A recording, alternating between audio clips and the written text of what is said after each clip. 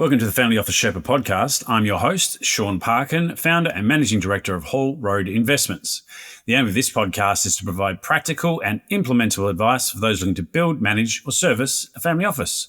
This is not, however, investment advice, so please check the disclaimer in the show notes. In this episode, we are asking clients about running costs of the family office. This is the Family Office Sherpa.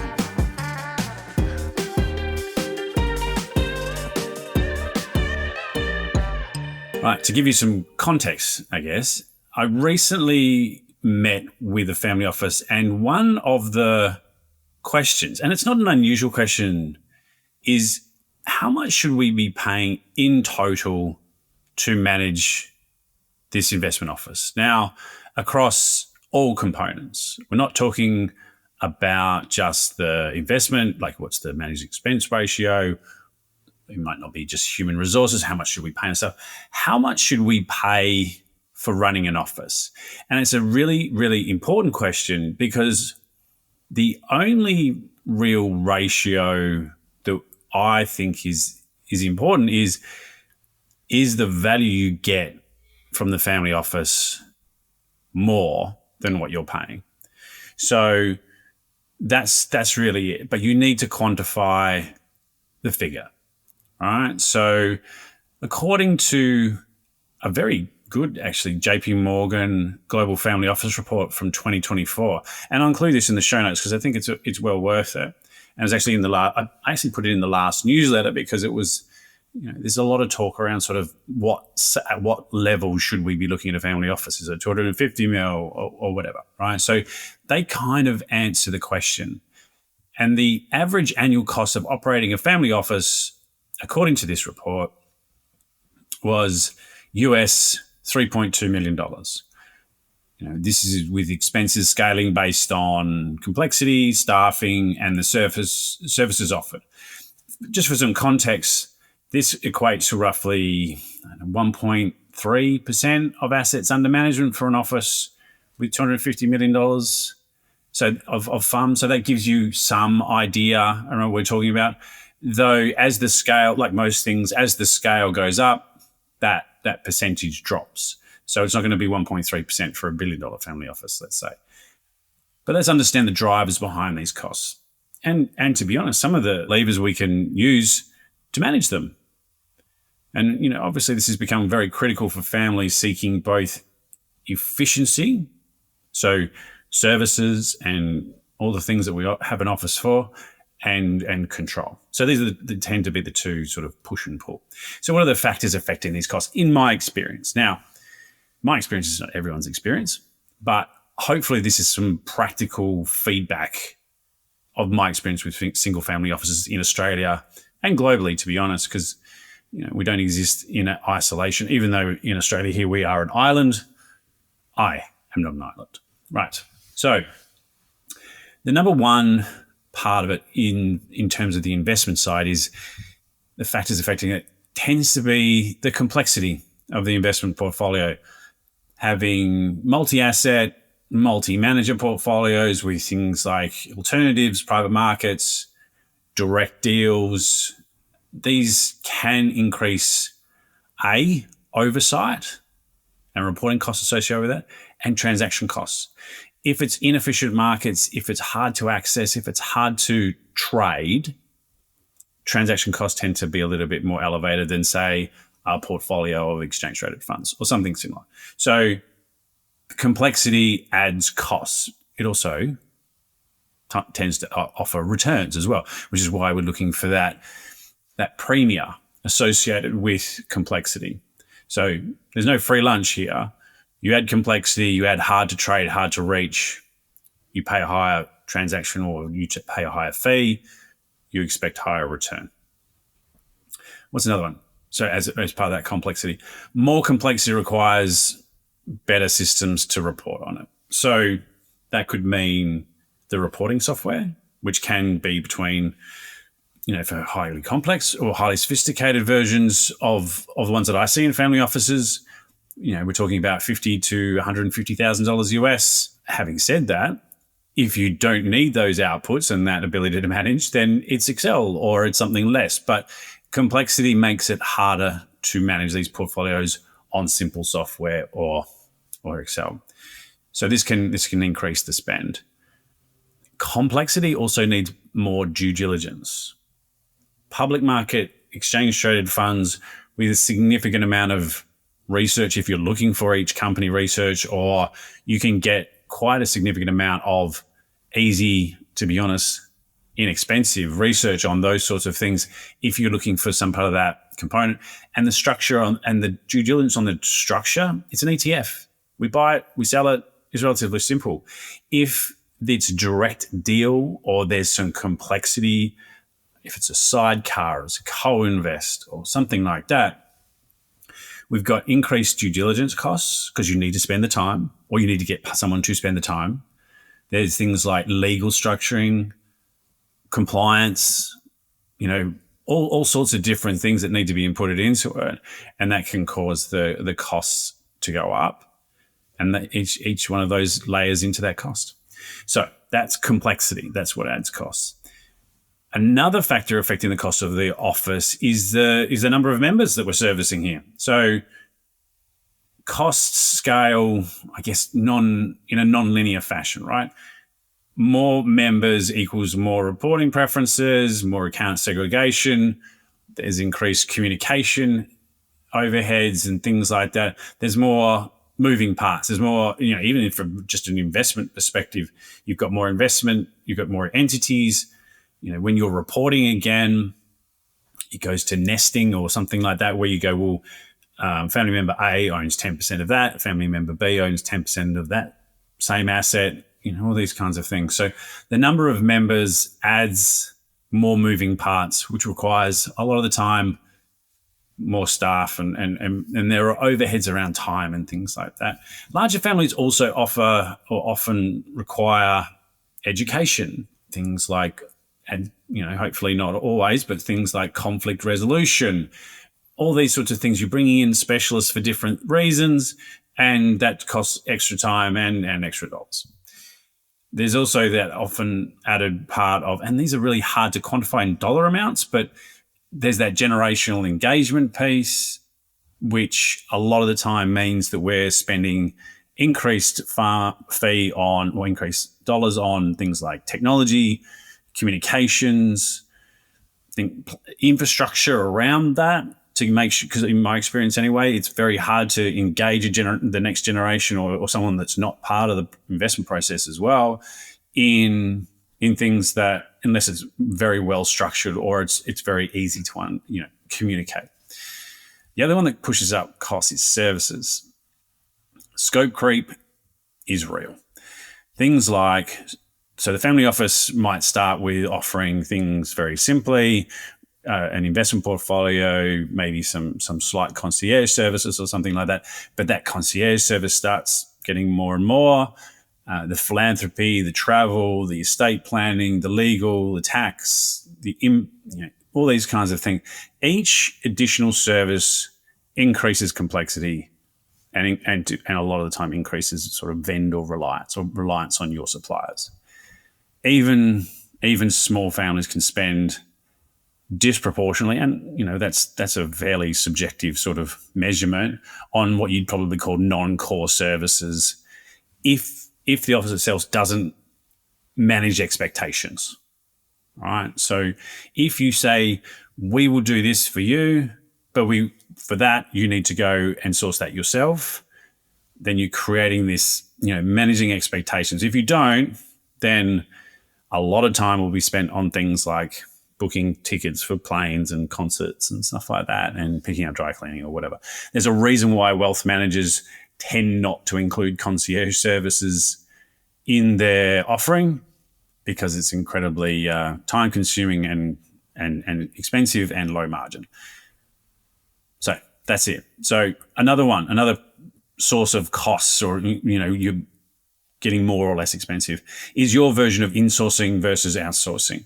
In-house, if you've got in-house control, you've got a higher fixed cost and deeper alignment, but you do get deeper alignment. Higher fixed cost because you've got internal staff, or it might be family members, and you do get deeper alignment. Outsourcing, you can take advantage of outsourcing counterparty scale, and you can do it up or down, but you're then just part of another group. You're not talking to someone that's solely focused on your family. They are, in an outsourced version, focused on multiple families. An outsourced CIO is an example, or accounting teams, which we do see as well. So OCIO or CFO, without making it too complex, that can reduce some of the costs. But again, you've got to take on the fact that you're diluting that customization or that bespoke service. That's why getting these things scoped is so important. Having that scope is really important, not only for the family, but really, really important for the supplier or the advisor that you're using, because as I mentioned, scope creep is real. So that's where that's where I see anyway. If I look at an office and I go, well, I know where the expense is going to be for this office because they do this or they do that or they do that. It's not to say that there's some sort of figure that you need to get under. Again, it goes back to that ratio, which I was talking about at the beginning, which is the benefits of the office are higher than the cost. So that's what you should look at. So what have I seen with people trying to mitigate some of these costs? Using technology, specifically at the moment, I guess AI is a big one because it replaces a not insignificant amount of manual workflows. Document summarization is also excellent. Performance commentary, getting a lot of detail done very, very quickly, or getting a lot of information very, very quickly. I started to see on the AI side, people use the voice system, like in some of them, Gemini and ChatGPT and stuff like that, saying prompts like create a podcast episode on this information or this transcript using two voices, one young, one old, or one skeptical, one. It's very, very cool. I recommend you try and do it. It kind of starting to replace voice recordings, emails, things like that. And I don't know about you, but I like listening to things on my earpiece or whatever when I'm riding my bike or jogging or my little e-scooter thing. And that's a really good way of doing it. And it's a good way to get people that won't normally read a lot of things to engage and to take things on. So, I thought that was pretty cool. The other thing that we're starting to see is some actual figures here, some data sets coming through. One of them being the early adopters are seeing a 10 to 20% saving on time spent in that recurring operational tasks. And that's where a lot of costs do tend to blow out, that manual operating constantly doing the same thing. The other thing I've seen is they get a generalist to run the office. Now, what that means is, around that sort of $250 million level, and I don't really like putting figures on there, but you kind of have to in this case, 250 mil, 300 mil, you kind of see these offices with one or two really strong generalists.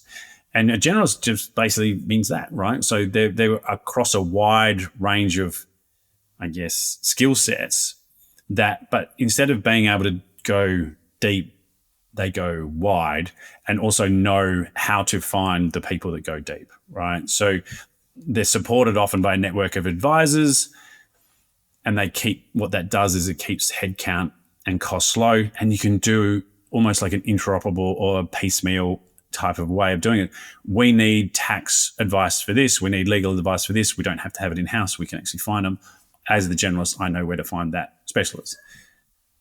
And then really what that works well is when there's clarity on what not to do in-house rather than what to do outside or outsource, just what we're not looking to do in-house. The other thing I've seen is families that know what their fee benchmarks and how to negotiate. When I was at SSGA, we had some family office clients, and it was interesting because one got a new, I guess, advisor or consultant, and they came in and they said,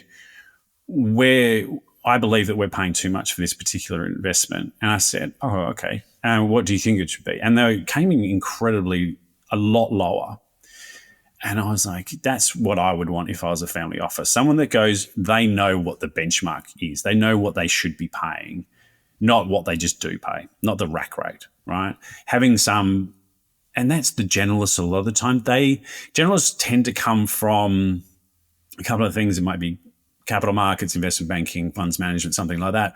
But they either know or know someone that does know what they should be paying. It's a big part of what I do, which is to understand, okay, well, what's the fee and is that in line? That's a question I ask quite a lot. Fee negotiations can improve dramatically when you have that level of information. So and also get a really experienced intermediary as well. So if we don't know, our wealth manager or our consultant or whatever should know as well. So, and also we can tap into their expertise and scale as well. The other thing to do is keep a fee budget, which is, it kind of sounds a bit funny, but smarter offices set cap costs per service line, something like no more than, 30 basis points or 50 basis points for wealth advice. That's our benchmark. And this can affect or influence the in-source outsourcing piece as well. Budgeting creates a discipline in managing your vendors as well and reduces things like overbuild. When I say overbuild, it means getting that temptation to get more and more and more services or counterparties and vendors when we might not potentially need it. Like I said at the beginning, advisor creep or scope creep is real, not just with our vendors, but also for the office itself. So as soon as we start taking on, say things like, if we add this service, will it blow out our budget, our fee budget? So I think that's an interesting one as well. Look for scale. That's something that we see. Spreading capital across too many relationships can mean that you're not tiered appropriately if you concentrated those relationships. And that's across most vendors, and it increases your bargaining power. And we've gone through this with families, which is to say, because we're at this size and we're looking to allocate to you this size, we're not paying for these small admin fees or platform fees or something like that. You can really start to go, well, where are we going to take out some of the costs because we have the scale? And as I mentioned, scale tends to be lower basis points at total at the fund level, but also we can start to pick apart some of the other peripheral fees. Things like volume discounts, all sorts of good things. So just, make sure you don't spread it too thin. Make sure concentrate. It's the power of doing good due diligence. You don't need to scale. You don't need to give 5 managers the smaller assets. The other thing as well is to leverage your supplier spend. I can't tell this enough to people. Get your counterparties spend to transfer over to you. So what I'm saying is, if you're giving a certain amount of money to a wealth manager, as an example, they might have relationships with research houses, platforms, tech providers, pacing software, all sorts of different great things that if we had to do it ourselves, our fee budget would be blown apart. But we can get access to all that through one fee because they have scale. So leverage your supplier spend. That's a really good point. And I might dig into that a little bit later in another episode because I just think that's something worth expanding on. And then lastly, just really appreciate the cascade effect of adding services. So every new service adds things like tech, legal, monitoring, education needs. As an example, say, starting a foundation triggers extra accounting, grant system reporting, all sorts of different components, setting up of the actual foundation itself as an example. I'm not saying don't do it. Absolutely do it if that's what you want to do, but just be mindful of the cascading effects of adding these services. If one of the family members says, actually, I'd love to have an in-house, booking system or, someone to help me out with more concierge services, don't say yes until you understand the cascading effect of it, because it's not just, I'll pick it up and let's tell you, how hard is it? It's time. it's effort, it's going outside of your normal remit, all sorts of different things. So just appreciate the cascading effect of added services. So that's it. So, the cost of running a family office is less about asset size, like I said. I mean, you kind of have to mention it, and more about what I would probably call decision discipline. Families that have clear objectives around the scope of their services, benchmark regularly, run highly effective offices well below that 1% of assets under management. But counter to that was without those guardrails on complexity, you get service creep, you get increased fees, and these costs can escalate really quickly. So just, the best offices treat costs like any other investment exposure. You monitor it, you make sure it's strategically allocated, and as always, ruthlessly reviewed. That's it for this episode. Hopefully it was of interest. You can find more information on hallroad.com.au. If you found it interesting, please ring the little bell and alert and rate it. I think you can comment on it as well. Really, if you're interested in more on family offices, there's the Family Office Sherpa newsletter, which you can find on the website. For family offices out there that are interested in getting more information around sort of Hall Road services and how we help single family offices, please feel free to reach out at Shaun, SHAUN, at hallroad, HALLROAD.com.au. Until next time, thanks for listening.